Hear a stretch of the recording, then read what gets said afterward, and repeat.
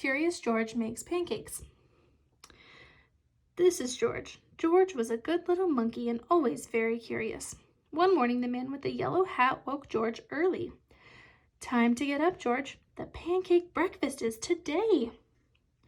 George loved the pancake breakfast. It was a fundraiser held every year to make money for the special programs at the Children's Hospital. Besides eating pancakes, there was all kinds of fun games to play. Even the mayor came to play and eat, but first he gave a welcome speech. Thank you all for coming, the mayor said. We appreciate your generous support. He thanked all the volunteers who were helping that day, and finally he said, please enjoy yourselves and the pancakes. When the mayor finished, the man with the yellow hat said, George, I am going to buy our tickets. Please wait here and don't be too curious. George waited like a good little monkey, but something smelled good. He followed the delicious smell and he found a whole griddle full of pancakes. George watched as the man poured a little batter in circles and flipped them up in the air. It looked like fun making pancakes. George wanted to help. On a table near the griddle, there was a basket full of blueberries. These pancakes need blueberries, George thought, and he sprinkled some on top.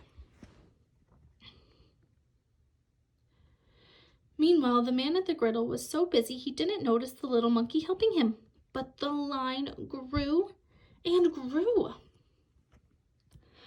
George's pancakes were a hit. Soon everyone wanted them, and the man could not keep up. Please wait, he said to someone holding an empty plate. I need to find an assistant to help me. And just like that, he was gone. George looked at the people waiting in line and then at the empty griddle. Why, he can make pancakes. He could be the assistant. George poured the batter into nice round circles. Next, he added blueberries. Then he flipped them over. And last, he added the syrup. The line for pancakes was enormous, but with 4 hands, George made quite a chef, and no one's plate was empty for long. I've been coming to this breakfast for years, a man said, but I've never seen pancakes made like this before.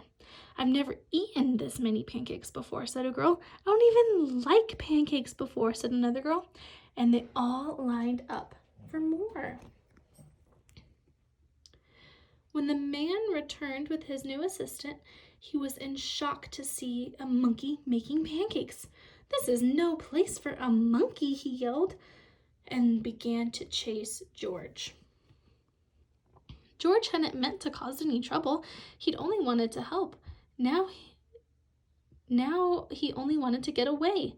Quickly, George found a place to hide, but the man and his assistant ran right by. But where did George go to? When it was safe to come out, George jumped down. He was covered in syrup like a pancake, and he was sticking to everything. George was curious. Could these napkins help him get clean?